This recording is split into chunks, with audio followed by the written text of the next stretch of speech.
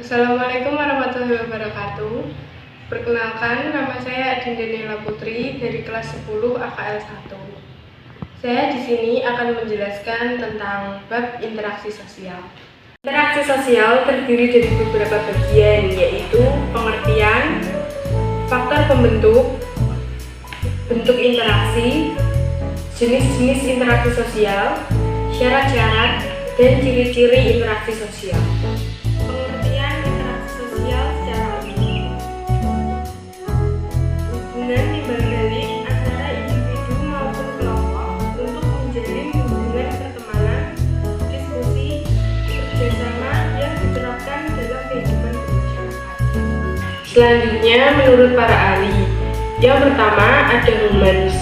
Menurut Humans, interaksi sosial adalah suatu tindakan yang dilakukan oleh seseorang dan menjadi stimulus bagi tindakan individu lain yang menjadi pasangannya. Yang kedua, menurut Thibaut dan Kelly, interaksi sosial adalah suatu peristiwa saling mempengaruhi ketika dua orang atau lebih hadir bersama dan terjadi komunikasi antara satu sama lain. Yang ketiga, menurut Gilin dan Gilin, merupakan hubungan-hubungan sosial yang dinamis yang menyangkut hubungan antar perorangan, antar kelompok-kelompok, manusia maupun antar perorangan dengan kelompok. Selanjutnya ada ciri-ciri interaksi sosial. Yang pertama, pelakunya lebih dari satu orang. Ada komunikasi di antara pelaku melalui kontak sosial, mempunyai maksud dan tujuan yang jelas, dan ada dimensi waktu yang akan menentukan sikap aksi yang sedang berlangsung. Selanjutnya ada syarat-syarat interaksi sosial. Yang pertama, kontak sosial. Kontak sosial dapat diartikan sebagai hubungan antara dua pihak yang saling bereaksi dan menjadi aksi terjadinya interaksi sosial. Kontak sosial dapat terjadi melalui kontak fisik atau kontak secara langsung dan kontak tidak langsung. Yang kedua ada komunikasi. Komunikasi adalah proses penyampaian dan penerimaan pesan berupa ide atau gagasan dari satu pihak ke pihak lain sebagai upaya saling mempengaruhi. Selanjutnya ada jenis-jenis interaksi sosial. Jenis-jenis interaksi sosial terbagi menjadi tiga, yaitu individu dengan kelompok, kelompok dengan kelompok, dan individu dengan kelompok. Individu dengan individu merupakan hubungan timbal balik yang dilakukan satu orang kepada orang lain. Kelompok dengan kelompok merupakan hubungan timbal balik yang dilakukan oleh dua orang kelompok atau lebih. Dan yang terakhir adalah individu dengan kelompok, merupakan hubungan yang berlangsung antara kelompok individu dengan orang-orang untuk mencapai tujuannya. Berikutnya ada bentuk-bentuk interaksi sosial. Bentuk-bentuk interaksi sosial dibagi menjadi dua, yaitu interaksi asosiatif dan interaksi disosiatif. Interaksi asosiatif terbagi menjadi 4, yaitu kerjasama, akomodasi, asimilasi, dan akulturasi. Interaksi asosiatif itu sendiri adalah bentuk interaksi sosial positif yang mengarah pada kesatuan dan keutuhan masyarakat. Interaksi asosiatif terdapat beberapa bagian. Yang pertama adalah kerjasama. Kerjasama merupakan suatu pekerjaan yang dikerjakan oleh sekelompok individu atau saling membantu yang bertujuan mewujudkan kegiatan positif. Contohnya, gotong royong antar tetangga. Yang kedua, akomodasi. Akomodasi adalah suatu proses penyesuaian diri untuk mengatasi ketegangan dari individu atau kelompok yang saling bertentangan. Yang ketiga, ada asimilasi. Asimilasi adalah peleburan dua kebudayaan menjadi satu kebudayaan. Dan yang terakhir adalah akulturasi. Akulturasi adalah penerimaan dan pengolahan unsur-unsur kebudayaan asing tanpa menghilangkan unsur-unsur budaya asing. Selanjutnya, interaksi disosiatif. Interaksi disosiatif adalah interaksi sosial yang mengarah ke bentuk perpecahan atau meregangkan solidaritas. Interaksi disosiatif dibagi menjadi 3, yaitu persaingan, kontroversi, dan pertentangan. Persaingan adalah interaksi sosial untuk saling bersaing secara individu maupun kelompok. Biasanya akan mencari keuntungan di bidang-bidang tertentu tanpa menggunakan ancaman kekerasan. Yang kedua, kontroversi. Kontroversi adalah upaya seseorang untuk menentang suatu perkara secara tersembunyi supaya tidak terjadi perselisihan. Dan yang terakhir ada pertentangan. Pertentangan atau bisa dilanjut dari kontroversi yang sifatnya terbuka yang biasanya akan menyebabkan pertikaian. Berikutnya ada faktor pembentuk interaksi sosial. Faktor pembentuk interaksi sosial dibagi menjadi 4, yaitu imitasi, sugesti, identifikasi, simpati, dan empati. Untuk imitasi adalah proses belajar yang dilakukan seseorang dengan meniru atau mengikuti perilaku orang lain, baik sikap, penampilan, gaya bicara, maupun hal apa saja yang dimiliki orang lain. Yang kedua ada sugesti. Sugesti adalah pemberian pengaruh atau pandangan dari satu pihak ke pihak lain. Akibatnya, pihak yang dipengaruhi akan tergerak mengikuti pengaruh atau pandangan tersebut dan menerimanya secara sadar atau tidak sadar tanpa berpikir panjang. Yang ketiga ada identifikasi. Pengertian identifikasi secara umum adalah pemberian tanda-tanda pada golongan barang-barang atau sesuatu dengan tujuan membedakan komponen yang satu dengan yang lainnya, sehingga suatu komponen itu dikenal dan diketahui masuk dalam golongan mana. Yang terakhir ada simpati dan empati. Simpati adalah sebuah sikap keikutsertaan dalam merasakan perasaan orang lain. Dan empati adalah keadaan mental yang membuat seseorang merasa sama dengan orang lain. Sekian penjelasan saya tentang bab interaksi sosial. Untuk selanjutnya, saya akan membahas tentang bab komunikasi sosial. Komunikasi sosial terdiri dari beberapa bagian, yaitu pengertian, tujuan, faktor-faktor, syarat-syarat, jenis-jenis, dan ciri-ciri komunikasi sosial. Pengertian komunikasi sosial secara umum adalah suatu proses interaksi di mana seseorang atau lembaga menyampaikan amanat ke pihak lain supaya pihak lain dapat menangkap maksud yang dikehendaki penyampai. Dan menurut para ahli, yang pertama ada The American Speech Language Hearing Association adalah kemunculan yang sinergis antara interaksi sosial, sosial kognisi, pragmatis atau verbal dan non-verbal, dan pemrosesan bahasa yang reseptif dan ekspresif. Yang kedua ada dari Barbara Cook. Menurut Barbara Cook adalah kemampuan seseorang individu untuk berkomunikasi secara sosial. Yang ketiga ada dari G. Rubin 1975.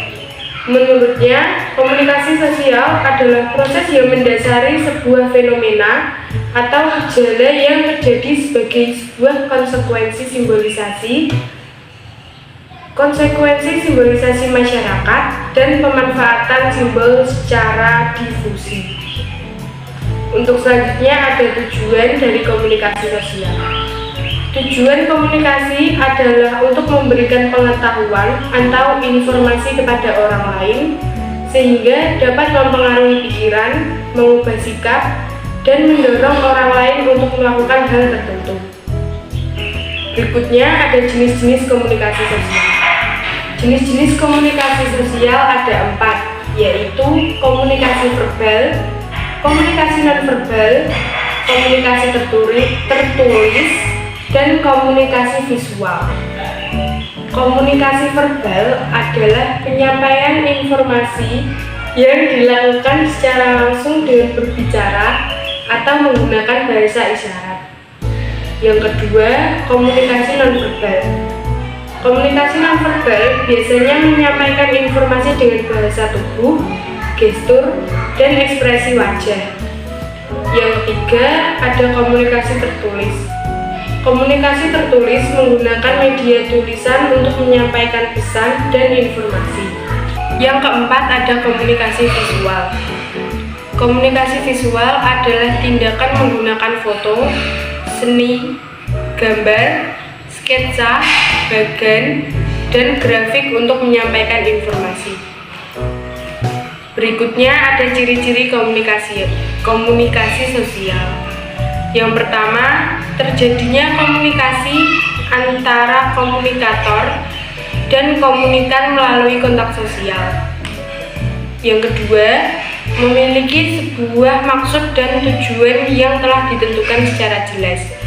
Yang terakhir, adanya sebuah dimensi waktu baik masa lalu, masa kini, hingga masa yang akan datang. Selanjutnya ada syarat-syarat komunikasi sosial. Syarat-syarat komunikasi sosial terbagi menjadi 5. Yang pertama, komunikator. Komunikator adalah pihak yang bertindak sebagai pengirim pesan kepada komunikan dalam suatu proses komunikasi. Dengan kata lain, komunikator adalah seseorang atau sekelompok orang yang berinisiatif untuk menjadi sumber dalam sebuah hubungan. Yang kedua, ada komunikan. Komunikan adalah pihak yang menerima pesan dalam proses komunikasi. Yang ketiga, ada pesan. Pesan adalah setiap pemberitahuan kata atau komunikasi baik lisan maupun tertulis yang dikirimkan dari satu orang ke orang lain. Pesan menjadi inti dari setiap proses komunikasi yang terjalin. Yang keempat, ada umpan balik. Umpan balik adalah respon yang disampaikan komunikan atau penerima pesan setelah menerima pesan dari komunikator. Yang terakhir, ada media. Media adalah atau alat yang digunakan untuk menyampaikan pesan.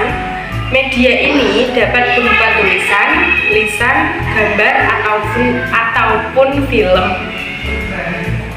Media yang pertama ada handphone. Handphone adalah alat komunikasi elektronik dua arah yang bisa dibawa kemana-mana dan memiliki kemampuan untuk mengirim pesan. Yang kedua, ada WhatsApp. WhatsApp adalah aplikasi pesan untuk ponsel cerdas. WhatsApp merupakan aplikasi pesan lintas platform yang memungkinkan kita bertukar pesan tanpa pulsa, tetapi menggunakan data internet. Yang ketiga, ada Telegram. Telegram adalah sebuah aplikasi layanan pengirim pesan instan multi-platform berbaris awan yang bersifat gratis dan nirlaba. DM di Instagram. DM atau direct message adalah salah satu fitur untuk bertukar pesan pribadi antara pengguna media sosial Instagram. Selanjutnya ada faktor-faktor komunikasi sosial, yaitu pengetahuan, perkembangan, persepsi, peran dan hubungan, lingkungan, emosi, kondisi fisik, dan jenis kelamin. Yang terakhir ada bentuk-bentuk komunikasi sosial. Bentuk-bentuk komunikasi sosial dibagi menjadi 4, yaitu asimilasi, akomodasi, asosiatif, dan disosiatif. Asimilasi adalah peleburan dua kebudayaan menjadi satu kebudayaan. Yang kedua ada akomodasi. Akomodasi adalah suatu proses penyesuaian diri untuk mengatasi ketegangan dari individu atau kelompok yang saling bertentangan. Selanjutnya, asosiatif. Asosiatif adalah bentuk interaksi sosial positif yang mengarah pada kesatuan dan keutuhan masyarakat. Yang terakhir adalah disosiatif. Disosiatif adalah interaksi sosial yang mengarah ke bentuk perpecahan atau merenggangkan solidaritas. Sekian penjelasan saya tentang bab komunikasi sosial. Untuk bab yang selanjutnya adalah sosialisasi sosial. Sosialisasi sosial dibagi menjadi beberapa bagian, yaitu pengertian, tujuan, tahap-tahap, fungsi, syarat-syarat, jenis-jenis, dan faktor sosialisasi sosial. Pengertian sosialisasi sosial secara umum adalah proses orang-orang yang menyesuaikan diri terhadap norma-norma sosial yang berlaku dengan tujuan supaya orang yang bersangkutan dapat diterima menjadi anggota suatu masyarakat. Pengertian menurut para ahli yang pertama ada David B. Brinkerhoff dan Lynn Q. White adalah suatu proses belajar peran, status, dan nilai yang diperlukan untuk partisipasinya dalam institusi sosial. Yang kedua ada menurut Nur Salut. Menurutnya, sosialisasi sosial adalah suatu proses ketika individu menerima dan menyesuaikan diri dengan masyarakat. Yang ketiga ada menurut Jack Levin dan James L. Spates.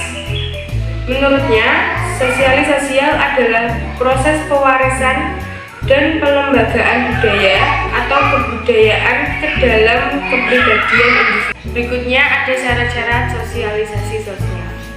Yang pertama, apa yang disosialisasikan adalah sebuah informasi yang diberikan kepada masyarakat berupa nilai, norma, dan peran. Yang kedua, menjelaskan cara mensosialisasikan dengan melibatkan proses pembelajaran. Yang ketiga, siapa saja yang mensosialisasikan. Pihak yang mensosialisasikan bisa jadi adalah institusi, media, massa, individu, dan kelompok. Berikutnya ada fungsi sosialisasi sosial.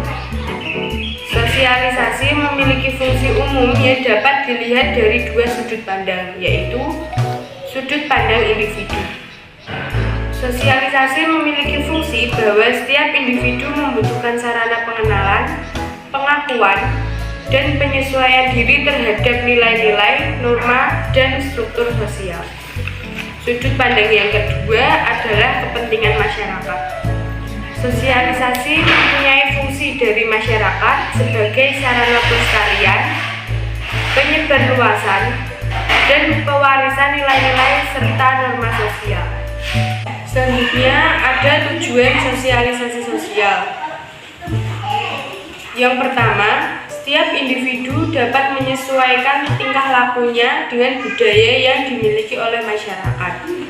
Yang kedua, setiap individu mampu menjadi anggota masyarakat yang baik sesuai nilai dan norma dari masyarakat. Yang ketiga, setiap individu dapat menyadari dan memahami peran dan posisinya dalam masyarakat. Berikutnya ada faktor-faktor sosialisasi sosial. Yang pertama, sifat dasar. Sifat dasar merupakan karakter, watak, dan sifat emosional yang diwariskan dari ayah atau ibu. Yang kedua, lingkungan prenatal. Lingkungan ketika anak masih dalam kandungan. Yang ketiga, perbedaan individu. Yang dimaksud perbedaan individu adalah perbedaan antar individu, misalnya bentuk badan, warna kulit, warna mata, bentuk rambut, mental, emosi, maupun sosial. Yang keempat, lingkungan. Lingkungan di sekitar individu seperti lingkungan alam, kebudayaan, dan masyarakat. Yang kelima, ada motivasi. Motivasi adalah kekuatan atau dorongan dalam diri individu yang menggerakkan individu untuk berbuat sesuatu. Selanjutnya ada jenis-jenis sosialisasi sosial. Yang pertama ada sosialisasi primer. Sosialisasi primer adalah sosialisasi pertama yang dijalani individu semasa kecil dengan belajar menjadi anggota masyarakat atau keluarga. Sosialisasi ini berlangsung pada saat kanak-kanak. Yang kedua adalah sosialisasi sekunder. Sosialisasi sekunder adalah suatu proses sosialisasi lanjutan setelah sosialisasi primer yang memperkenalkan individu ke dalam kelompok tertentu dalam masyarakat. Yang terakhir ada tahap-tahap sosialisasi sosial. Yang pertama ada tahap persiapan. Tahap ini adalah tahap awal yang dialami sejak manusia dilahirkan. Tahap yang kedua adalah tahap meniru. Pada tahap ini mulai terbentuk kesadaran tentang nama diri dan siapa nama orang tuanya, kakaknya, dan sebagainya. Tahap ini berlanjut semakin sempurnanya jika seorang anak menirukan peran-peran yang dilakukan oleh orang dewasa. Yang ketiga ada tahap siap bertindak. Pada tahap ini lawan berinteraksi semakin banyak dan hubungannya semakin kompleks. Yang keempat ada tahap penerimaan norma kolektif. Tahap-tahap sosialisasi bisa dianggap dewasa jika sudah melakukan penerimaan norma kolektif. Dia sudah dapat menempatkan dirinya pada posisi masyarakat secara luas. Sekian penjelasan bab tentang sosialisasi sosial. Berikutnya saya akan menyampaikan bab tentang institusi sosial.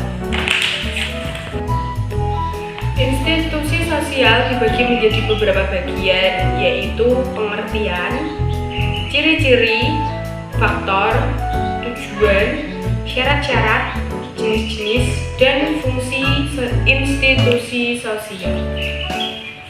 Pengertian institusi sosial secara umum adalah sistem norma yang berupa aturan-aturan khusus mengatur aktivitas manusia yang dibentuk dalam rangka memenuhi berbagai kebutuhan hidup manusia di masyarakat.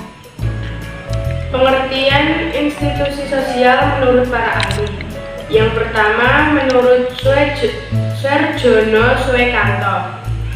Menurutnya adalah himpunan norma-norma dari segala tingkatan yang berkisar pada suatu kebutuhan pokok dalam kehidupan bermasyarakat.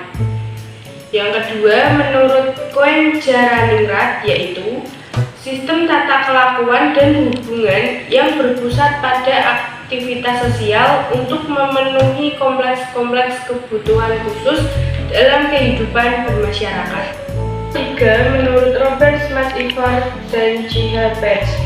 Menurutnya, prosedur atau tata cara yang telah diciptakan untuk mengatur hubungan antara manusia yang tergabung dalam suatu kelompok masyarakat. Selanjutnya, fungsi institusi sosial. Yang pertama, memberikan pedoman pada anggota-anggota warga bagaimana mereka harus bersikap atau bertingkah laku di lingkungan warga. Yang kedua, menjaga keutuhan warga yang bersangkutan.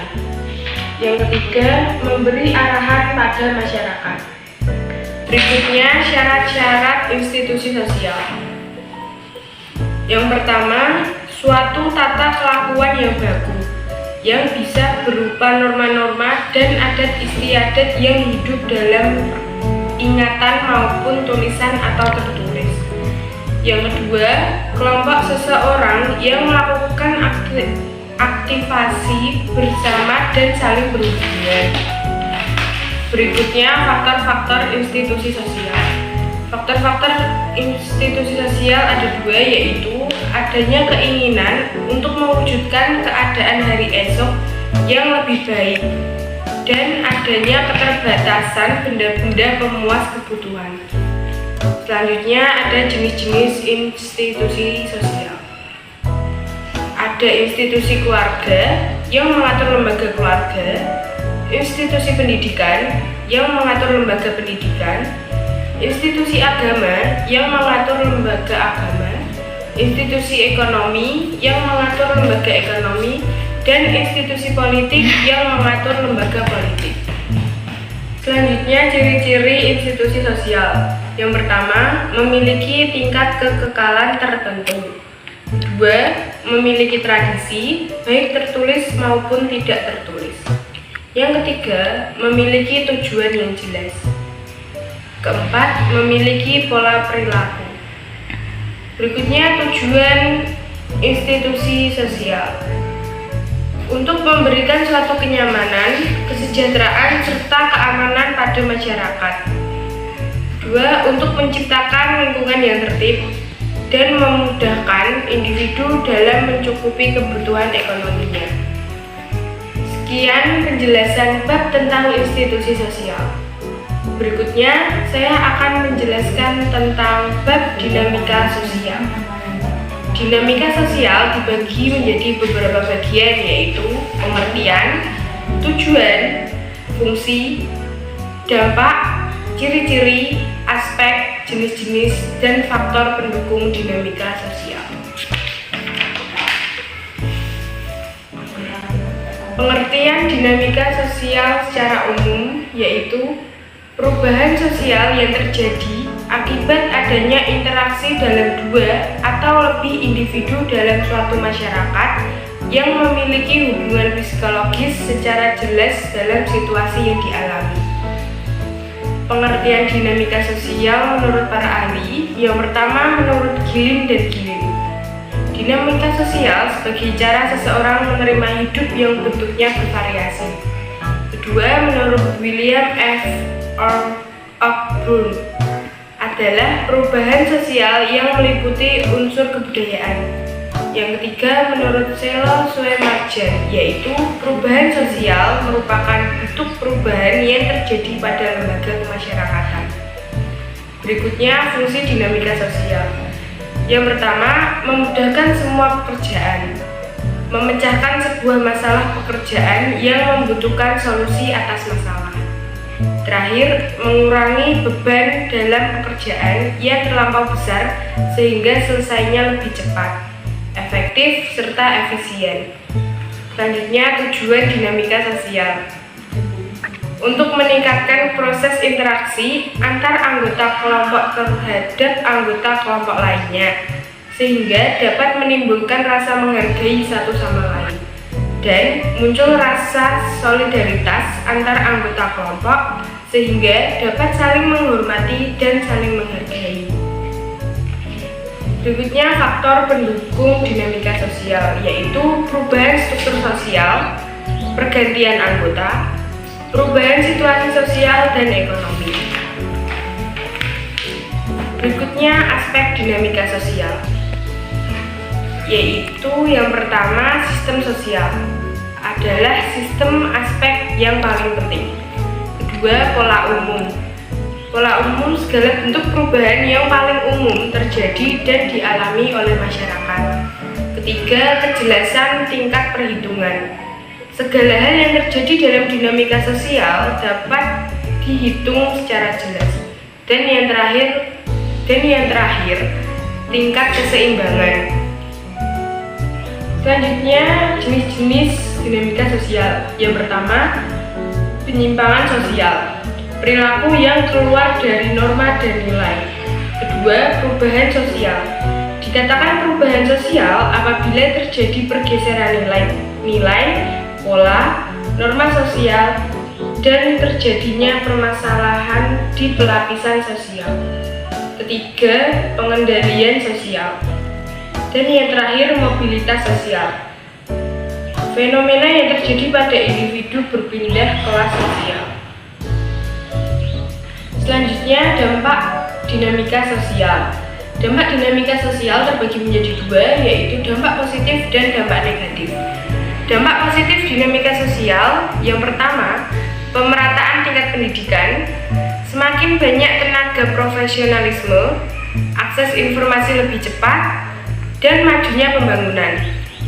Dampak negatif dari dinamika sosial yaitu individualisme, lebih malas, lunturnya nilai kebersamaan, sulit percaya dengan orang lain, dan nasionalisme menurun. Yang terakhir adalah ciri-ciri dinamika sosial. Ciri-ciri dinamika sosial memiliki kesamaan motif antara individu satu dengan individu lainnya. Kedua, munculnya dampak-dampak interaksi. Tiga, adanya penciptaan tatanan maupun kelompok sosial dan berdasarkan norma. Sekian bab penjelasan saya tentang dinamika sosial. Terima kasih telah mendengarkan penjelasan saya di bab ini dan bab-bab sebelumnya. Dan mohon maaf bila ada salah kata dan pengucapannya. Wassalamualaikum warahmatullahi wabarakatuh.